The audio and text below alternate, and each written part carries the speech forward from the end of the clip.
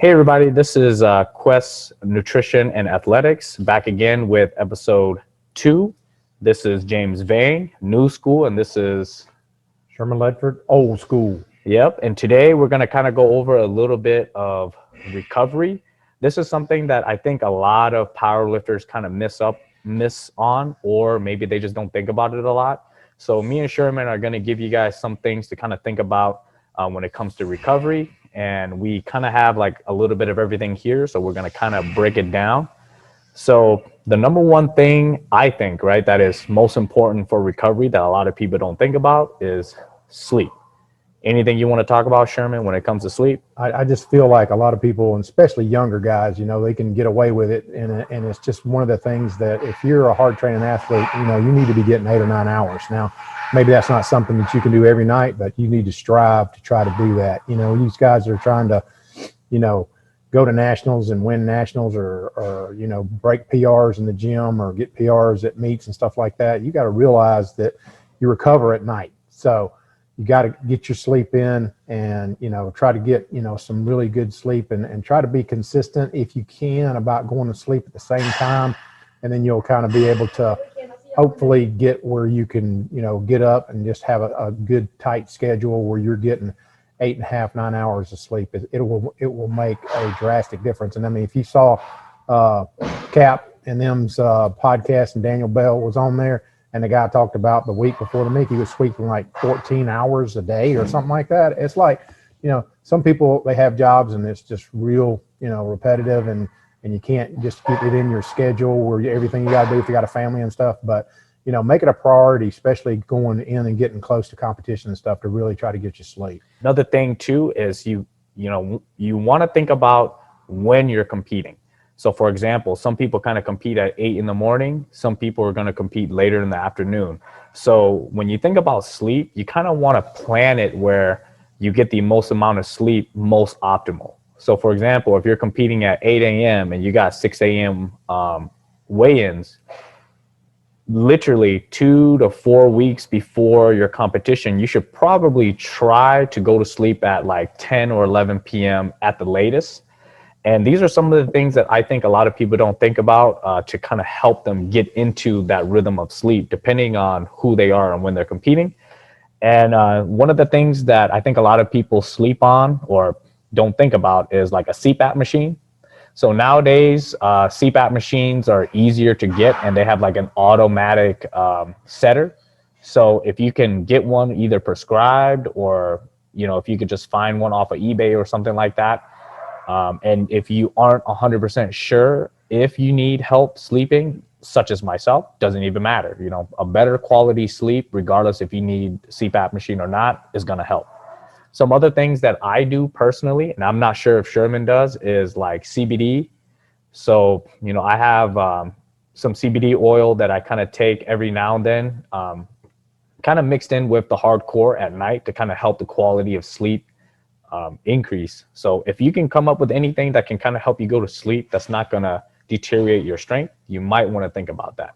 And I'll kind of chime in on that too. I have kind of messed with a little bit of that stuff, and I think it helps some people more than others, and I have some people swear by it, and then some people just don't get much effect from it. But another product that I've been taking for eons, and it's something too that, if you're an athlete and you're traveling out of different time zones and stuff like that, melatonin is something that is really helpful in the fact that if you're getting your times, like you normally, if you're in California, you're coming to Georgia to compete or something, and then the time's going to be off 3 hours.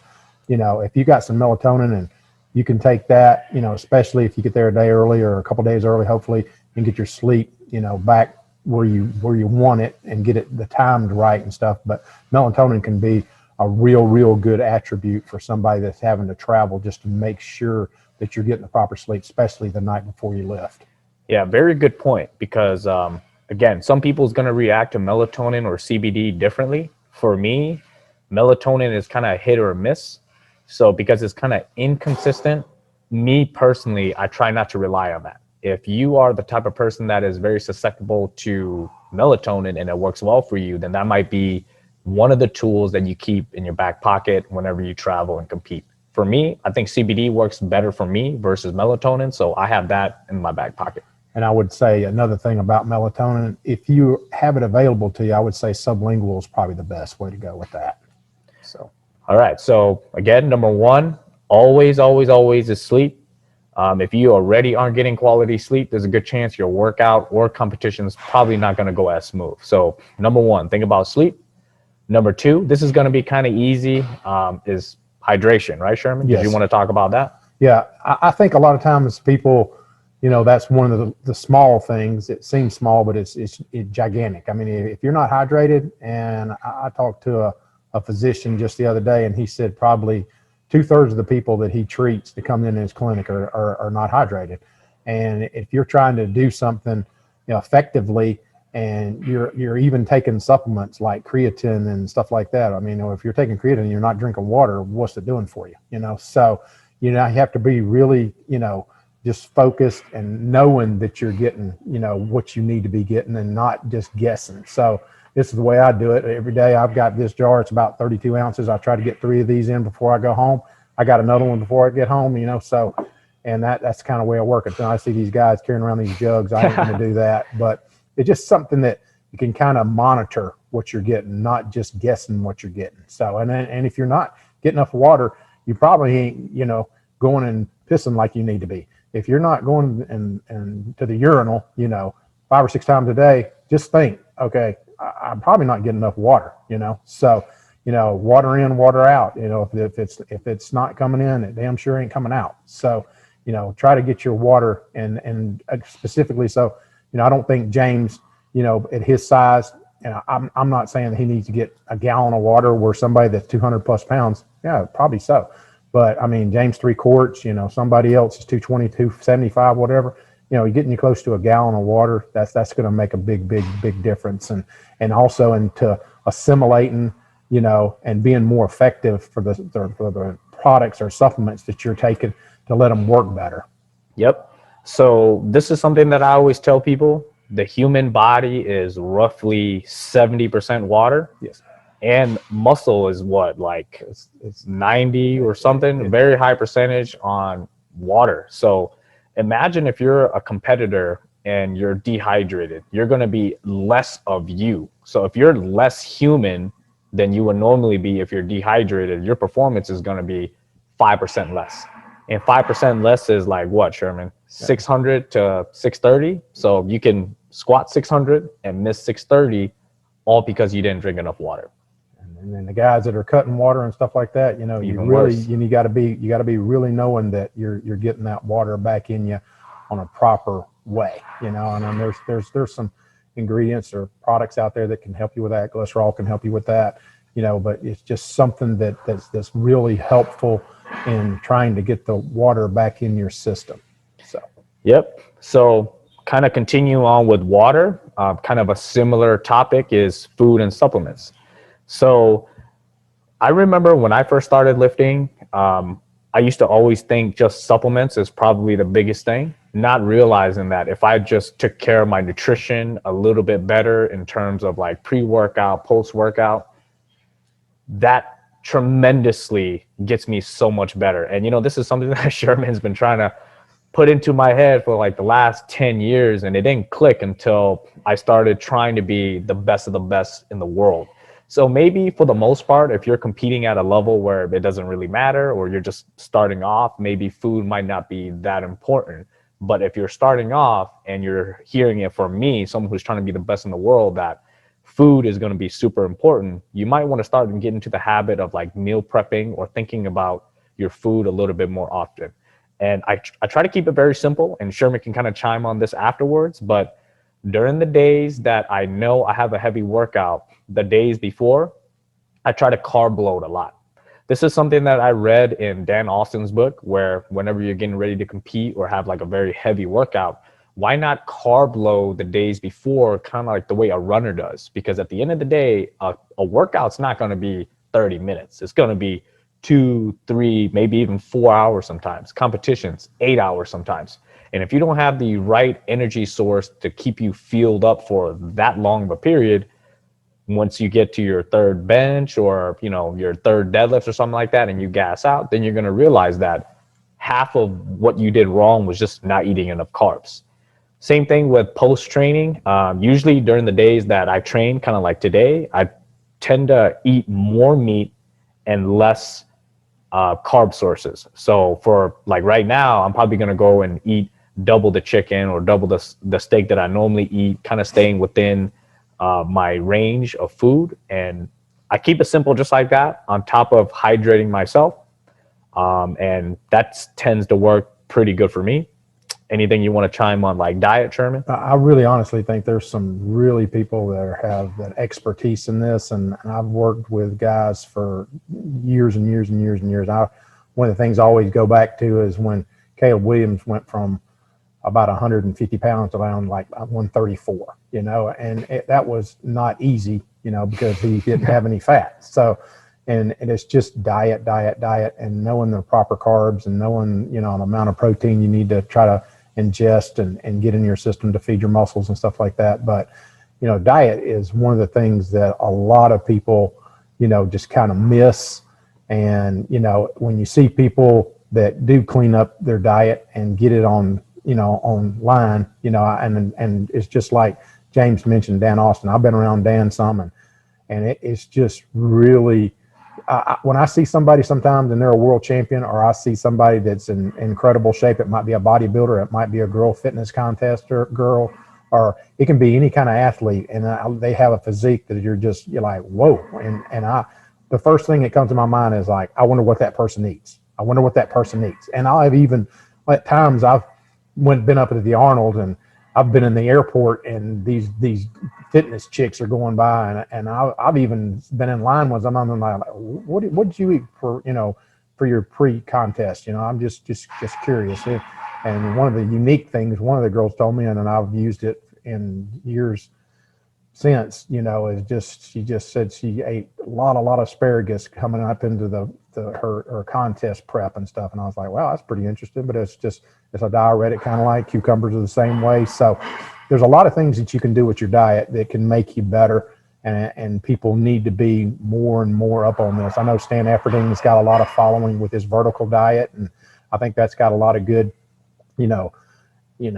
information and stuff like that. And that would be something that I would have every athlete on. I'll probably not, but it's a good starting point. And it's something that's just not, when you look at it, go, I can't do that. That's just, I'm not going to do that. I mean, I just have people that love food too much to, just turn down a cheeseburger occasionally or something. So, but sometimes when you get to a point and you get to a certain level, and it's like I mentioned Dan before, I've been with him and we've been out to eat, and I've just always watched and been like, wow, this dude knows what's up, So, and it's just easy when somebody is at that level, you just kind of figure that they are doing everything. So, and then kind of going on into supplements, or you haven't been thinking about some of your supplementation, for example, like what Sherman was talking about with like asparagus and vegetables. I personally take every morning a protein shake along with some vegetable or greens powder. And something that I notice every day, because I start taking vegetable powder, mainly because I know I can't get the amount of vegetables and fruits in my daily diet, because I'm not always like, all right, I'm going to go ahead and grab some vegetables and some fruits and put it all together. So it's just a lot easier for me to just go ahead and put that vegetable powder, to know that in the back of my mind, if I can eat more vegetables and fruits throughout the day, great. If I can't, then at least I already know I have a couple of servings in my system. And with that said, it actually makes me poop a lot more. So if you're eating 2 to 3 times a day. I knew that was coming. Yeah. If you're eating 2 or 3 times a day, you should be pooping 2 to 3 times a day. And if you're not, that means your digestive system isn't working. So imagine if you're eating or even just taking a lot of protein shakes and your body's not digesting it well. Well, then what's the point of even eating or, drinking all those protein shakes if your body can't absorb it all, right? So you might want to think a lot about, vegetable powder, or even today, this is going to be something very big for me because I'm getting into meat prep right now. I'm 9 weeks out.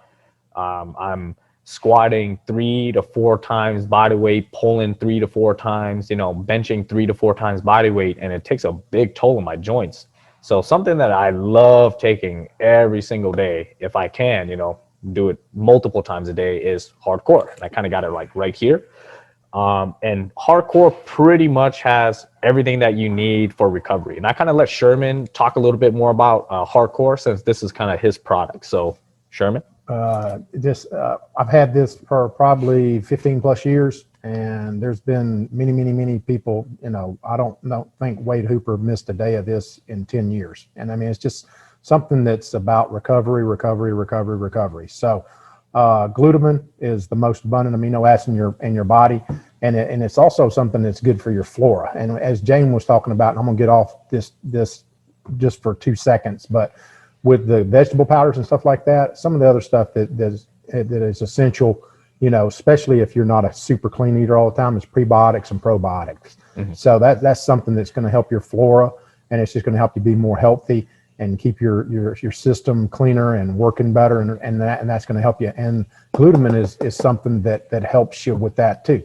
When I wake up in the morning, I take a prebiotic, I take a probiotic, I take a teaspoon of glutamine with that.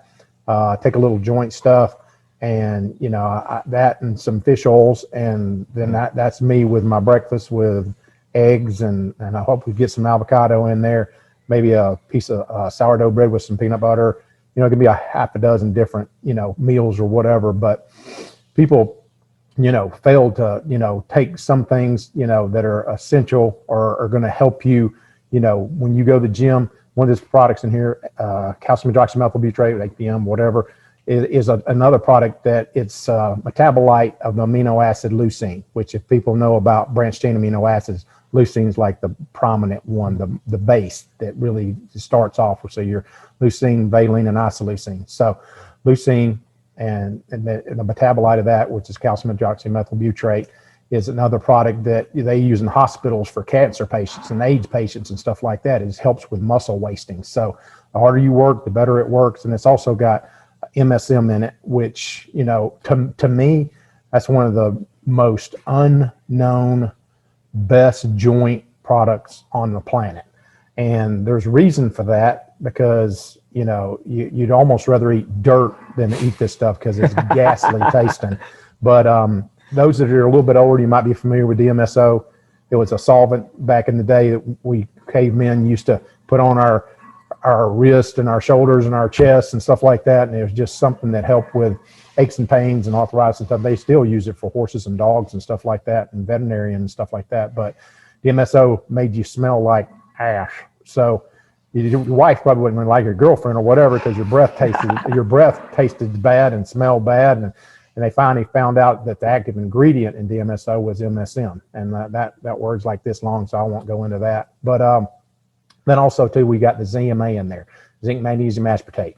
And I always tell people, the better time to take this is either pre or post, and then right before you go to bed, because when you recover is when you sleep. That's when your GH goes up, and that's when you're going to recover. So the glutamine is going to help with that. The ZMA also is going to help you sleep. And there's been, I couldn't count how many people have told me, man, when I take this, I sleep so good. It helps me on my sleep. I even sold this to a chiropractor buddy of mine within the last 3 weeks ago, and he's got one of these watches or something that tells him, his sleep patterns and stuff like that. And within 2 days of taking this, he told me that his sleep patterns were significantly better. So, you can't fault science, I guess. Yep. But, and it kind of goes back to that number one, right? Sleep. So. Exactly. And better sleep, deeper sleep, better sleep.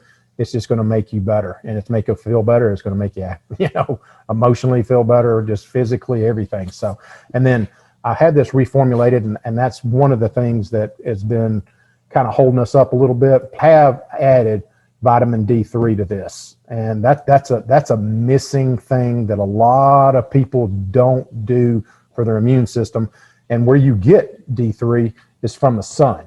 So, what do we do all day? I'm inside right now, mm-hmm. I mean, and 50, 60, 70 years ago, so many of us worked outside, and you were out doing labor and stuff like that, and you got plenty of sun, and you probably got plenty of D3. But now, as most people in research say that 60 or 70% of the people in America are D3 deficient. So that's something that's essential, and it's even been proven to help you in your immune system enough to where it can help you fight off COVID. So, I mean, there's been a lot of research, and if you don't, believe me, just Google it, whatever you want to do, and you'll find out. D3 is an essential thing that we all need to be conscious of. And I've been hearing this for years and years. I got a chiropractor buddy of mine that he's on another level with nutrition and stuff, and he's been telling me that for a decade, and I got on it a long time ago. I take 10,000 IU a day, and maybe you don't need that much, but I'm a bigger human being, so I do take that much, and I think James takes the same thing. So it's just something that can kind of help you and your system and your immune system and stuff like that. So it's just something we wanted to add into this because it's missing in so many people's, just walk of life. Yep. So I mean, I don't know the percentage, but it's pretty high, I would say. But let's just say just about everybody who's been, who passed away from COVID and been, stuck with COVID for a longer period than normal, all are deficient in vitamin D3. And I believe it's zinc and magnesium. So all of those things are pretty much already in the hardcore. Again, just getting sunlight and stuff like that. I always tell people that if you get sick or if you get hurt, that's the only time you don't get better as a lifter or as an athlete.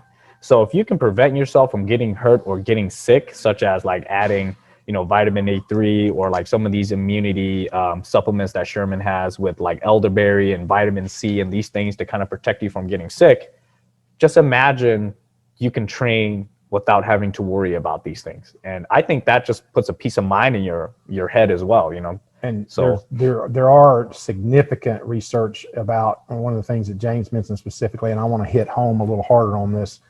Dude, I mean, the things that people are walking around with deficient wise are a lot of their electrolytes, and that goes with your water and stuff like that. But magnesium, oh my gosh, that's a critical part of just knowing that if you want to be a hard training athlete, if you're magnesium deficient, which probably half of you are, if you can get your magnesium up, you're going to be a better athlete. You're going to recover better. You're going to be better. And it's just part of that. And potassium is another one that people miss out on. We get so much sodium, we get an overload of sodium, and we don't have enough potassium. And one of the things in the hardcore too, it's got a tremendous, dose of potassium in there for something that, is just essential, that just helps it and be able to train harder and get better. Yep. So for all you exercise science majors out there, you probably already know the sodium potassium pump kind of helps produce ATP or energy. So if you have sodium, you have potassium, you have vitamin D3, that's like the perfect thing for you to kind of have to create a lot of energy. So if you notice that you're running low on energy while you're working out and things like that, you can do two things. One, get yourself a bottle of nitrous. Our pre-workout technically has all that stuff, has electrolytes, coconut water, glycerol to kind of keep you hydrated and all these things, caffeine to wake you up. Or you add those into your diet or supplementation. So you notice how like all of these things kind of have something in common, literally just intaking and literally stuff that you can do without having to try. And I feel like because it's so simple, things like sleep and hydration, things that you eat and supplementation, that people just kind of brush it off and think that they can get away with it until you can't get away with it. Right, Sherman? It's gonna be too late when you find out, because somebody's gonna spank your butt at a meet and it's gonna be your fault. So it's just one of the things that, try to hit each base, and I've said most of my life, it's just to the point to where, a lot of times the person that wins is the person that recovers the best. Yep. The person that's going to win most of the time is the person that's doing what he needs to recover the best. Now, there are some genetic freaks out there that, up to a point, that person could, be at a level and you have to get to that level. But if you're doing everything that you can do and that guy's missing one of his key things, and if it's sleep or diet or supplementation or recovery, and recovery can go into so many different avenues, and we're going to talk about some of that, but that's something that's very, very critical. And sometimes it can be expensive because it's just something, another thing that you have to do, eating cleaner, it's cheaper to go to McDonald's, but I don't want to go to McDonald's. I would rather grill a good, when I go to the meat place, I get me a brisket and I trim off the fat and I have that ground twice, and that's what I have for my burgers or chili or stuff like that, and it's just something that I know what I'm getting because I went to the butcher and got it, and I watched him do it. So it's just something that people, you can do it, or you can fall back into the fast food and processed foods and stuff like that, and it's just something that's gonna get you in the end. Yep. So all of these things kind of, I guess you could say, connect into what I like to call self-care. So if you really think about it, thinking about your sleep, thinking about your water, food, and supplements to make you a better you, all revolves around self-care. And self-care could be all the things that we just mentioned, including things like massage therapy. I think a lot of people, when they think of training, or kind of like what Sherman is saying, like things are getting a little expensive, as we kind of work down the line. But if you're willing to pay $5,000 for a car or new tires or these things, I don't see why you wouldn't be willing to spend maybe 5 to 10% of that money towards your own personal health, such as like massage therapy and chiropractic and all these things. And me personally, I feel like that's probably one of the biggest things that people miss out on, because they think if you get one massage or one chiropractic adjustment, that's going to fix you for the rest of your life, not realizing that if you're an athlete that beats yourself up multiple times a week, how is one session going to keep up with 4 to 6 days of heavy training? That's why I became a massage therapist in the first place. I realized that a lot of people get hurt, myself included, and I have to learn how to take care of myself. Now, if you can't pay for a massage, which is like between what, $50 to $100, depending on who you are, you need to learn how to take care of yourself. And we have these tools, such as like this peanut right here. It's like 2 lacrosse balls. These things kind of work really well if you're trying to like loosen up your erectors, your back. I mean, even your quads and things like that. We also have the voodoo floss. Sherman, you want to kind of go into that a little bit? This is something, honestly, and there are some people and coaches and stuff like that out there, and they'll swear by this stuff, and I think it is phenomenal myself too. And there are some people that have actually went towards this and away from ice. Now I don't know about that. I'm a big ice guy too, but just in bigger joints and stuff like that, I love that for my knees. Good gracious. And if you got an ankle, I mean, that thing will bring you back from the dead. So, just doing floss bands and doing it appropriately. There's a lot of videos on YouTube that you can look and search, and we could sit here and talk about that for 20 minutes, but there's just a lot of good knowledge about that, and it's something that works. And I just feel like it's something that is not very expensive, and you can do yourself. Exactly. I mean, you can foam roll yourself, right? You can floss band yourself, right? There's a lot of things that you can do for not a lot of money. And if even to the fact that, James is one of the better massage people that I've ever been around. And that in itself is very, very, very valuable. So sometimes you're not able to get to somebody that is not trying to put you to sleep like this. You want somebody to get in there and make you better.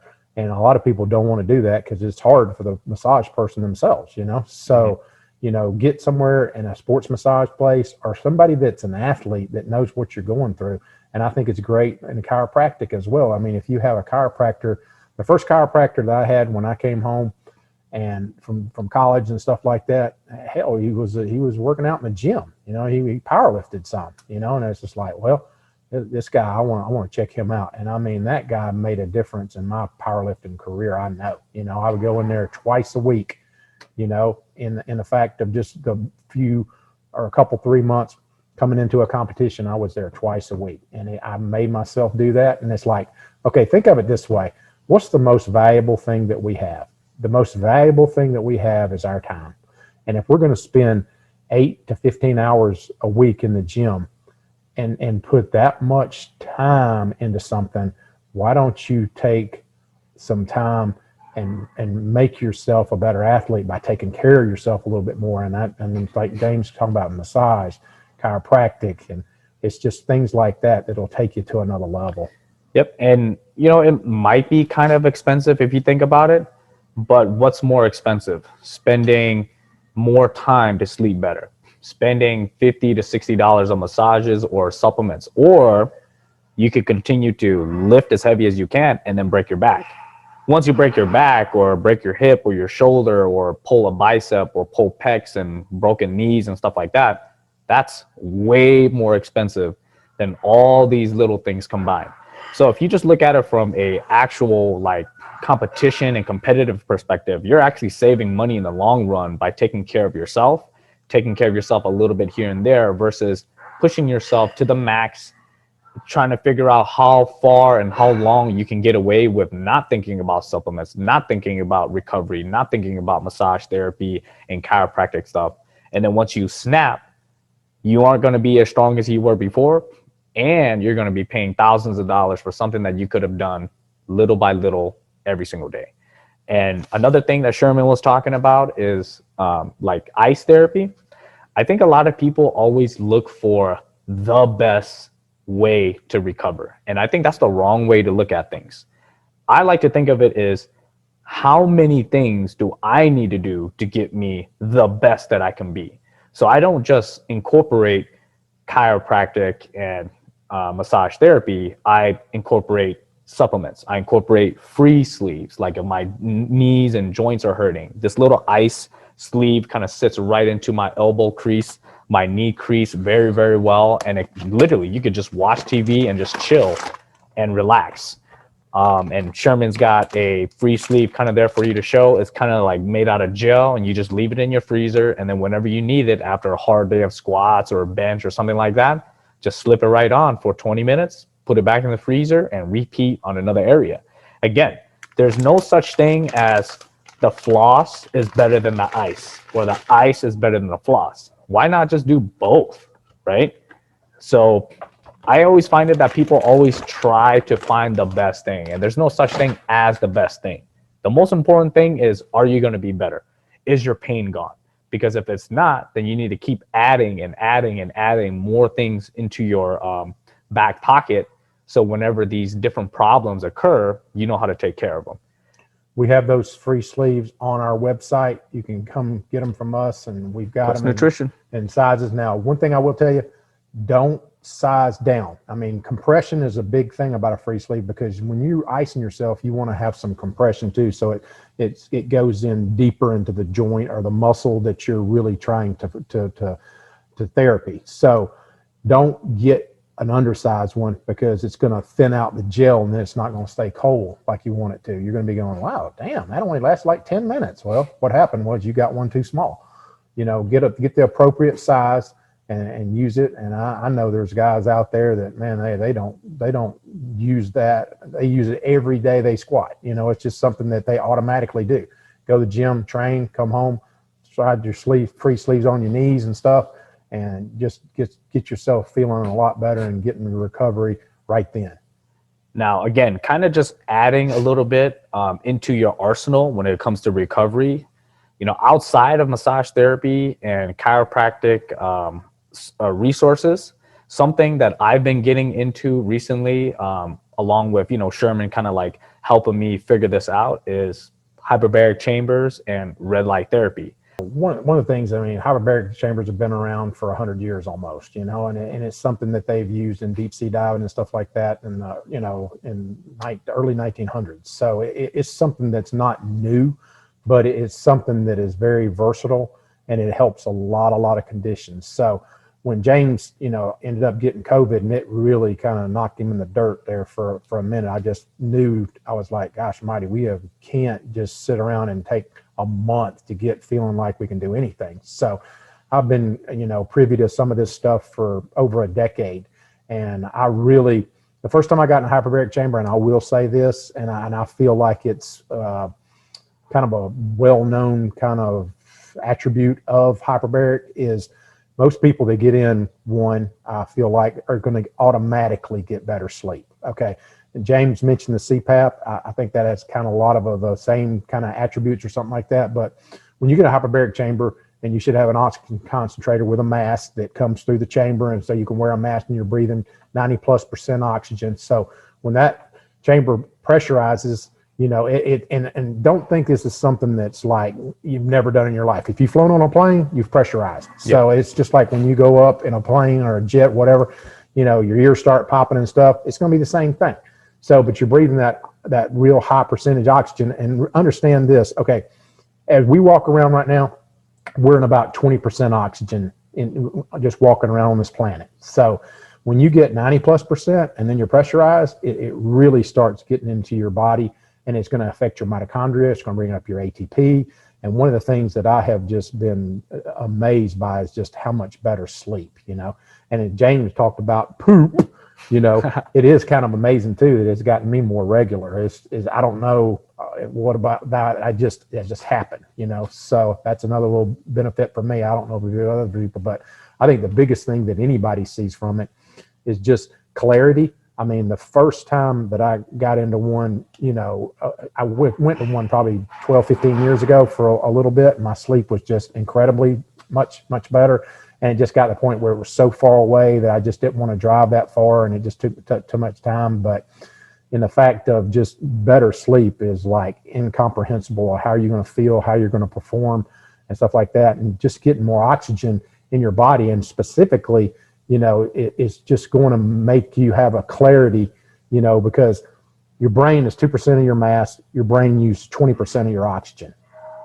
So if you're, deprived, and then, okay, let's go back 50 years ago. Let's go back 60, 70 years ago. How much pollution did we have compared to now?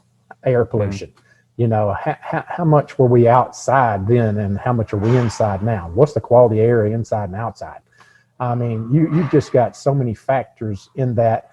And then two, how many people really get out and exercise the way they should, and really breathing like they should? I mean, us powerlifters, we don't want to, we want to, be You'll feeling. see those too. You'll see them at me. They look like they're gassed after a squat. And I'm like, oh, that guy's GPP might need to be worked on a little bit. But some of that too is just breathing techniques and just getting more better quality oxygen in your system. So it's something that I think is going to help, a lot of people. And if you have that available, and we're going to be getting into that more here ourselves, it's just something that I've been interested in for a long, long time. And the red light therapy too, I've just been doing some research on that in the last little while. And I actually talked to a guy in Canada just a day or so ago that has a clinic up there. There's 5,000 people in his city. He's got 3,000 clients. I was like, what? So, and I mean, if he has 3,000 clients, he's doing something right. So, and he's got like 4 light beds. He's got 2 pretty big, good sized multi-people hyperbaric chambers. And it's just light therapy and hyperbaric, and it just energizes your body to where when you get ready to work out, you're going to have a better workout. You're going to have more energy. And, some of the stuff we're talking about is not accessible to everybody, but I just know and have heard through other people that are involved in that industry that, good gracious alive, man. I mean, if you got COVID and it gets you down, and then you walk across the floor and you're, you might think about, getting in a hyperbaric chamber for, I'd say at least 20 sessions over the next, 3 to 4 weeks. I mean, it will make a difference. So. Yep. And again, these are just things that we're talking about to kind of have in your arsenal. Like Sherman was saying, not everybody's going to have access to all these things, but I will say this. If you're competing against a guy like me that's willing to have all of these in his arsenal, that's one thing that you're not going to have against me. So just keep those things in mind. If you want to be the best of the best, you might have to start doing more things than you ever thought you needed. And that kind of goes into the last part of our session. So on top of just sleep, hydration, food, supplements, and self-care, learning how to breathe, learning how to take advantage of massage therapy and chiropractic stuff, is the ability to just continue training. And I think everybody at one point in their lifting career has gotten hurt. or injured and you can't lift anymore. And that's the only time you don't make any gains. Like even if you were to fail to lift, as long as you don't get hurt, you learn something from failing. And these products that we have, as you know, a lot of people might think knee wraps are cheating. A lot of people might think the bench buddy, or some people might have a ram, if or some people might have a slingshot or a bench daddy, but these are all kind of the same products. And imagine if you can have the ability to continue to train through your injuries. Maybe it doesn't have to be 500-600 pounds in a squat, but if you wrap your knees with knee wraps and you can still squat 185 225, that's better than nothing. So if you have shoulder injury or a pec tear and you physically can't bench press, but you have a bench buddy that can help you work in partial ranges of movement or be able to continue to work out through some of those injuries and kind of add more blood into some of those areas, you're going to not only heal a little bit faster, but you're still able to continue training while you're hurt. So on top of all the things that we mentioned, think about these things a little bit more if you haven't. And Sherman can kind of go a little bit more into like the bench buddy and things like that. I just want to give Mike Womack some props on this, because he's kind of like the godfather of this. And, this is something that, his is called the bench daddy. And he's even got some more extreme ones too for the guys that wear, multi-ply shirts or benching, inhuman amounts of weights, where he's got like double ply ones and stuff like that, and even different levels. So if you're looking for something and you're a multi-ply lifter or something like that, and you don't know who Mike Womack is, I mean, that guy's one of the best benchers that ever walked this planet. I mean, that dude's incredible. So, and he has actually changed people's, Blaine Sumner, just know, I'm sure Blaine benching just insane amount of weight. I'm sure he's going to give a lot of credit to Mike Womack. And there's other people out there too that accredit a lot of their benching expertise and what they're doing and stuff through him. And that guy's a legend. And if you don't know who that is, it's a little bit sad, but I do want to give him some props on that. But like James said, I've had so many guys in years past and stuff like that ding a shoulder. It's just something that it's inevitable a lot of times. How many times I heard, oh, I got a torn rotator cuff, I've got, my bicep tendons kill me, and their shoulder is just up in all in the front and the back. And dude, man, this thing will save your life. I know Dan Austin's got one of these, and he's had a bad shoulder for eons. If he had a good shoulder his whole career, he probably would have totaled a lot more. He had an inhuman deadlift, 705 at 148. How many people are even in that galaxy? I don't know. Not many. So, but I got him one of these, and he just loves it. And then there's a lot of people out there, man, when they try one of these, man, it just changes everything. And even raw lifters and stuff like that. Good gracious, man. Probably 2/3 to 3/4 of people are going to miss their bench right in the last 2 inches. You want to accentuate, getting some more training in and really almost like overloading in the fact that last, couple of inches to get that part of your bench stronger. And this right here will help you get there. So it's something, it's not a lot of money. It's around $55. And we've got them in 4 or 5 different sizes. And if you want something like that, just give us a call, get James a call, something like that. We'll get you taken care of and get you hooked up with that. Another one is we have and BOA is my BOA constrictor. So that's our constriction. Everything that's supportive, in the wrap kind of theory and stuff like that, we call it BOA. So this is a glute activator. Another thing that's really, so many people just have issues of getting their hips warmed up, in squats, or even activating their glutes. It's just something that is just harder to do. I don't know how many people out there. I used to train Curtis Leslie years and years ago, and Curtis was a 4-time world champion. And he came in here a few years back, and I showed him this, and he got one of these, and he said it was just changed his, whole warm up. It was just like, he was telling me I have to do 6 or 7 sets to get my hips warmed up, and now he's get this and walks sideways 30 feet and walks back 30 feet and does that a few times, and he's ready to go. It's not like having to do 10 sets of squats before you feel like you got any glute activation at all, So this is something that will really kind of help you as well. So what you got? Yep. Okay. So again, knee wraps and bands. I think a lot of people, when they think about these type of products, it's always like, how can I use this for lifting? But for me, I also like to look beyond what you can just use these for. So like, for example, if you have knee wraps and you got knee issues, a knee wrap will pretty much protect you and help you continue to squat. Again, you're probably not going to be squatting as much as you do if you're hurt. And I wouldn't recommend you, to put on your max or something like that while you're injured with the knee wrap. But the fact that you could just squat again, lighter weights without having any pain is a big plus. Now, on top of that, you could literally use a knee wrap to wrap your ice sleeve tighter. So kind of like what Sherman was saying, get a size that fits. But if you want more compression on your knee or your elbow, you already have a knee wrap. Just wrap that sucker a little bit tighter to your comfort level, and then you get more ice without even having to do it. Same thing with these bands. A lot of people, they like to use these for training, to add resistance or to overload. But honestly, I love just using these for like small warm-ups, rotator cuff exercises, kind of hip exercises. And you could pretty much use all of these for rehab and training. So when you think about recovery and when you think about how to lift and how to improve yourself, definitely think about how many tools you have in your arsenal and how many things can help you get better, and then try it, work with it.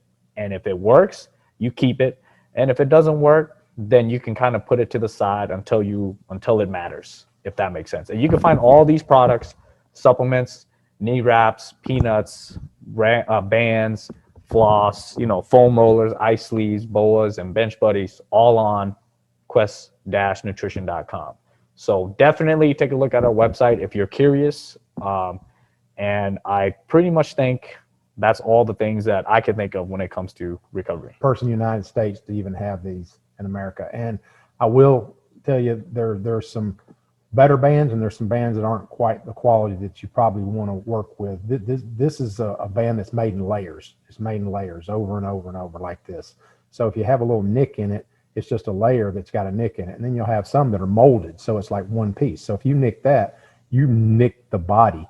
And that right there is almost like nicking an inner tube. It's going to tear, So for safety, make sure that the bands that you're getting are layered. They might be a little bit more expensive, but there's only two places in the world that I know of. One is in Sri Lanka and one is Malaysia.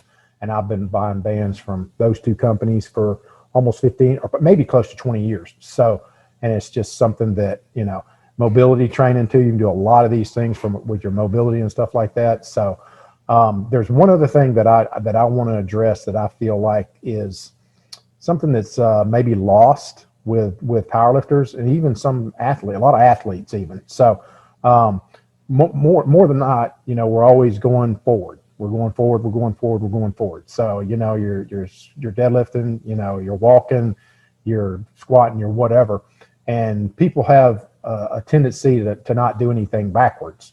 And if you have a few issues in the fact maybe your knees, even your ankles, up in your hip flexors, your psoas and stuff like that, how much, just ask yourself, how much time in each day are you doing what me and James are doing right now? And that's sitting here in front of a computer. It's a lot, or when you go home, you're on the couch and you're watching some TV, or if you're at home and you're on your computer again, it's or just at work, and it's, like Brooks, right? He works 12 hours a day or something like that on a computer. And then there's probably some people that are sitting in front of a desk 10 hours a day, and everything that you're doing, you're over, and you're not doing anything to kind of get yourself stretched out and get yourself tall, and you'll see people walking around like this and stuff. It's just that's going to be something in my mind that's going to get worse and worse over time, because we're just so sediment sometimes. So one of the things that I really try to get people to do sometimes is just walk backwards, and that's going to loosen up your hips. It's going to loosen up your psoas. It's going to do a lot of things. It's going to strengthen your knees. it's just going to do a lot of things that people don't even realize that does, you know. And I try to get James, you know, I just put him on a treadmill and run it up. You know, you're not going to be running, you know. Yep. It's just a couple miles an hour, and I like to elevate it just slightly, so you're kind of reaching back and actually having to kind of Lift your foot up. make sure you're lifting while you're doing it and reaching, lift and reach, lift and reach, lift and reach. And it's not these little baby steps like this. You want to take big strides backwards, you know. So, and that's something that I think so many people don't realize, and I think it'll bite you in the butt sometimes. I mean, if you have a problem sometimes with your lockout or your deadlift, I mean, just that last inch or two, or in the fact that you're squatting and then just blow out of the hole and you get right to the top and it starts getting strained and stuff like that. Just think that sometimes that's, you know, not a strength thing. It's a mechanical thing, or it's a structure thing. So, you know, get yourself and you know, make sure that you're doing some stretching. Good gracious alive. When I lifted, if on the days that I train, I stretched twice a day. I stretched before I trained, and then I stretched before I went to bed. And the days that I didn't train, I always stretch right before I went to bed. So it's in the shower, out of the shower, stretch, and then in the bed, you know. So it's just one of the things that people kind of miss sometimes until it's too late. And then you pull your quad, or you strain your hamstring, or, you know, you're just having issues with something that could have been prevented with prehab. You know, so much of this stuff right here that we have that's available to you. And, you know, we'll help you with stuff. But like I say, too, there's just so much information on YouTube. You want to buy some floss bands? Hey, get them and try them out. I think they'll work for you. I think they'll surprise you. You know, I mean, people would, you know, strain their quad, their hamstring, their knee, their ankle, their elbows. I mean, I know Doc Holloway. I don't know when was the last time I saw Doc Holloway at a meet and him not have it on his shoulder before he benches. You know, I mean, it's just, that's not the easiest place to put on, but dude, it does a lot of good for a lot of people. One last thing, I guess, before me and Sherman in our podcast, there's many of you viewers that listen to the Spicy PL and this one, and many of you are asking us about some of our products. So we currently have the pre-workout sitting right in front of us right there. But a lot of people has been asking about the hardcore, and, you know, I think Sherman has a branched chain amino acid product that's coming out. So just be patient with those. Could you give us like an ETA, Sherman, on when people can expect to be able to find that on the website again? And I'm glad James brought up the branched chain amino acids, because we have a branched chain coming out, and there are branched chains in this as well, and in the nitrous. So that's something that I feel like is, you know, something that's, you know, some people poo-poo on those, and I can bet money the people that do that, they take some capsules and they weigh 200 pounds and they're taking about 5% of what they need to take, and it's not assimilating anyway. So, I mean, the branched chains are something that is just so helpful, especially if you're trying to, you know, stay in a weight class or build more muscle. And when you're cutting, right. Oh my gosh, if you're calorie restricted, good gracious alive, those perfect. things are like a miracle that they can work for you. But the kind of proven thing for us, we've seen, and I've seen with my own eyes, it's 1 gram per 10 pounds of body weight. So I don't think this is something that, you know, the branched chain amino acids is not a supplement for Joe Capolino. I mean, that's not what he's doing. He's not getting ready for, you know, he's not cutting weight. And he's eating, you know, a good diet. He's not restricted and stuff like that. He weighs 300 pounds. It would cost him $100 a week to take branched chains. But it's more for guys like James that are, you know, restricted into a weight class and having to fight themselves to stay there. And then for ladies, good gracious alive. But we've got our branched chains coming out. They're going to be micro encapsulated. And branched chains taste like battery acid. They're god awful. And that's one of the things that you hadn't been able to get people to take in the past before either, because they would want to take it in capsules or tablets and stuff like that, and they weren't getting enough, because you try to drink them back in the day and they would gag you to death, you know. So this in itself is going to make it where, you know, you're not going to be, you know, cringing when you think you have to take them. So it'll be something that hopefully we'll have the branched chains out before nationals. And then hopefully we get the hardcore back in within about 6 weeks, something like that. So Again, just want to thank, all the viewers and the people who listen to Spicy PL and kind of listening to our podcast for supporting us so we can even bring back some of these products. So again, if you're listening to the Spicy PL or the Quest Nutrition Athletics podcast, we appreciate you all. Keep giving us feedback on some of our products and let us know how you think of them. And we'll keep you updated as you continue to listen when we have these products in, because they may come in sooner, they may come in a little later. We can kind of keep you updated on all things related to Quest Nutrition and competition type stuff. I got one more thing I want to say that's been kind of a trendy thing that people have been doing in the recent past, which I don't know. It seemed like, it's not functional for damn sure. But this dry scooping stuff, guys, man, don't be doing that. I mean, it's just something, and damn sure don't do it with this. Woohoo! No, definitely not. Unless you just want to have an eruption in your mouth, because this is effervescent. So you put this in your mouth, you're going to have some issues, So there's going to be a mess on the floor somewhere, and you're not going to be feeling good. So yeah, me and Joe Capolino learned that the hard way when we were in Norway, where Joe shook his bottle and freaking hardcore all over the ceiling, in our Airbnb. So, but in essence too,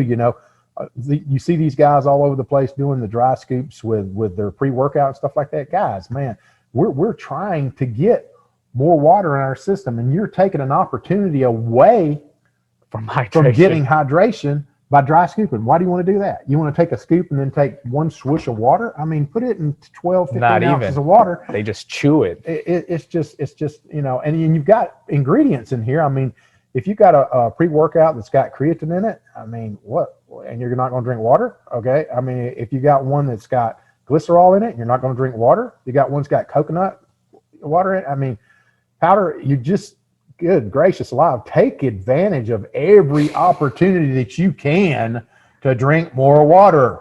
Right. Hey, but it's cool, Sherman. Oh, okay. I get a lot of Instagram followers from doing that, I mean, even me, when I do that, I put water in my mouth first, and I don't go with like a full scoop. You'll see some people put like 2 scoops of pre-workout into their mouth, and you can kind of see their eyes, get dried up, and then their eyes get watery because, again, their mouth is already dry from no water. So imagine you're putting all that pre-workout and it's stinging your tongue, and then you're dehydrating yourself even more. So you're not doing a service. On top of that, when you start choking and puking because you get choked on that stuff, you probably won't do it again. But that in itself is, come on, just try to, put it in some water, let it assimilate, with what you got ingredients in here. And I mean, nothing's going to work without water, guys. You have to have water. So that's, again, number 2. But that's pretty much it, right, Sherman? Nothing else? I think that's pretty much covered. All right. And that kind of concludes episode 2 of Quest Nutrition and Athletics. Look forward to episode 3. If you got any topics that you want us to cover, let us know. If not, then I'll see you in episode 3. Peace out.